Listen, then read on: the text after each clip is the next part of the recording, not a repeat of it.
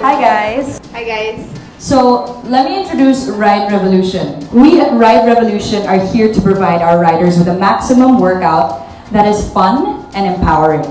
Our studio caters to everyone and is a no judgment zone. We will exceed our riders' expectations by anticipating what they will need.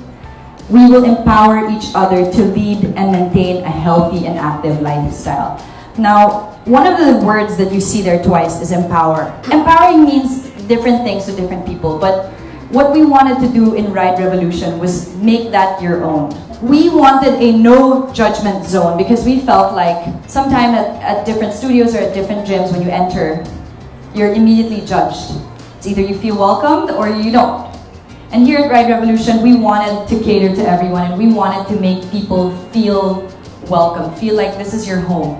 We offer a pay-as-you-train model, no contracts. At Ride Revolution, we're not building gyms, we're building experiences. Building an experience. When we set up Ride Revolution, we wanted my partners and I wanted every single corner to be relevant, to be stimulating, to have a reason to be there, and not just like, okay, what is this random machine doing here, or iPad, or protein bar. Every single corner in Ride Revolution, we wanted the customers to have an experience. So we wanted to build that experience in a 360 way. The instructors are key elements in Ride Revolution. Our instructors are our brand ambassadors. They carry the brand. We wanted our instructors to look and be the embodiment of what Ride Revolution is in a human being. Ride Revolution, at the end of the day, is a gym. It's a cycling studio, it's a fitness place, and we wanted to be represented by the best. So we went through a very rigorous process of finding instructors and training them. And it's pretty tough because, I'll tell you something, managing people is the hardest thing you're ever gonna have to go through in your life. Biochemistry, wala yan. But to manage people's egos, expectations, needs, complaints, that's another story. So I'll talk about how we started as a studio. We were inspired obviously by SoulCycle. I was in triathlons before. I used to do triathlons. I'm retired now. All of that took into consideration what we wanted to open up here in the Philippines. We wanted something social where all your friends could come. We wanted something that, I used to also go out and party and things like that. We wanted something that's dancey, and we wanted to have music. And it seemed perfect to create our own cycling studio, but we didn't want to copy SoulCycle. We didn't want to go there. Nice, the merchandise. I really love what it feels, the interiors. Let's copy it, take it to Manila. No, we didn't want to do that. What we did, we took little inspirations from different places, and we took what we knew about the fitness industry, about weights, and we created our own kind of formula. And we're proud to call it Ride Revolution's structure. Sometimes when you put up a business, you put it with partners and the key people, but throughout that business, you really learn who you can work with and who you can't. And here at Ride Revolution, we went through some rigorous cutting, and we have some people who we started with and we kind of didn't end up with, and that's also a very tricky situation to be in, to fire someone. Like, it's so awkward and like, hi, we don't need you, bye. No naman. Of course.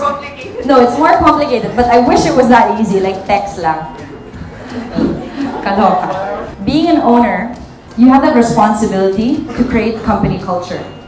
And I wanted my fellow instructors to see me as an instructor and not as the boss, because nobody likes it when you pull a rank, diba?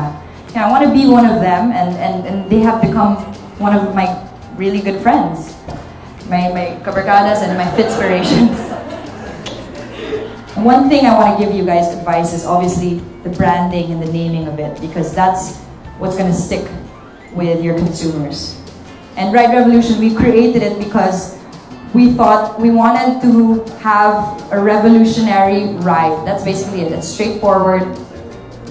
You understand the words, it's digestible. And when you really think you're sure about something, sleep on it. Ask a few people and don't give a biased judgment, because sometimes you want something so bad, but it's not the right fit. And one advice I could give you towards that is also ask people's opinion.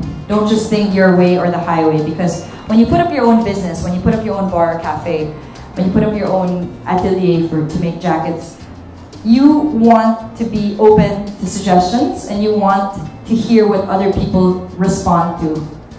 And that's something very difficult to learn. Humility. I'm still learning it.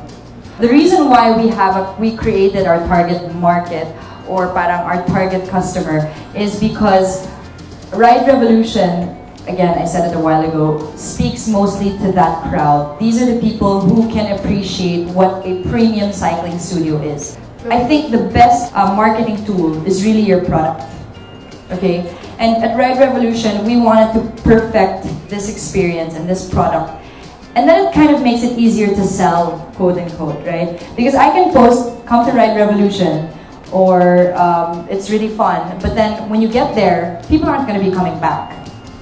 And you can only also post so much. It's kind of irritating when people are like, you know, posting constantly about one thing over and over. It's counterproductive. So yeah, just adding to that. Of course, social media helps, but the best tool is really your product, perfecting that product. And another thing is word of mouth. Manila is so small that word of mouth can kill you. And that's something I learned the hard way. Being in front of the camera, being a celebrity, being on social media, word of mouth is kind of like your profile, right? And in Ride Revolution, we wanted to invite people we had a soft opening, and we wanted to invite people who would talk about the studio if they enjoyed it.